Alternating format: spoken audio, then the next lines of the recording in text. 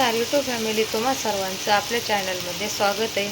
चला तर आज उरलं होतं रात्रीचं बेसन, तर मी बोलले आज तवा गरम आहे तर त्याला बेसन टाकून देण्यापेक्षा आपण काय करूया, मी थोडंसं एक पळी तेलाचे टाकले आहे त्यावरती आणि वरनं बेसन टाकलं आहे रात्री बनवल्यानं. तर त्याच्यावरती आपण केलेले आहे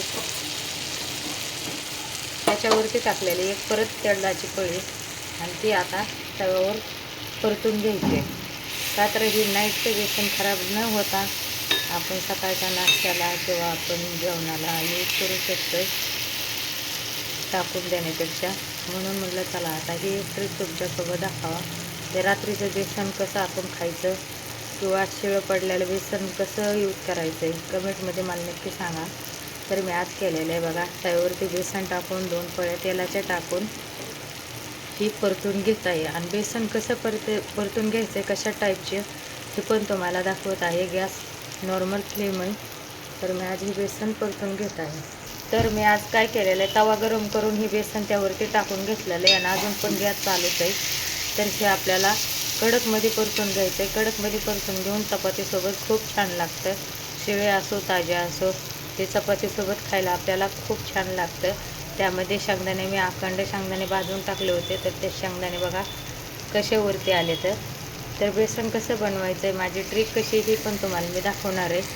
तर बघूया आता ही बेसन कशा पद्धतीने मी परतून घेणार आहे आणि बेसन आपल्याला खायला चव कशी देते कसं परतेल. तर ही कडकमध्ये परतून घ्यायचं आहे जास्त, थोडं गोल्डन कलर येऊपर्यंत. खायला एकदम छान आणि टेस्टी लागतं. मग चपाती शिळे असतो तुमची ताजी असतो, खूप चव येते हे खायला.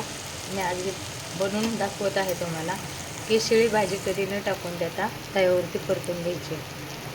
तर बघा बेसनाला कलर खूप छान आलेला आहे आणि गॅस नॉर्मल करायचा आहे, फुल नाही तर तर बघा आता याला गोल्डन कलर मस्तवाने आलेला आहे आणि गॅसची फ्लेम बारीक आहे. तर आता हे परतत आलेलं आहे.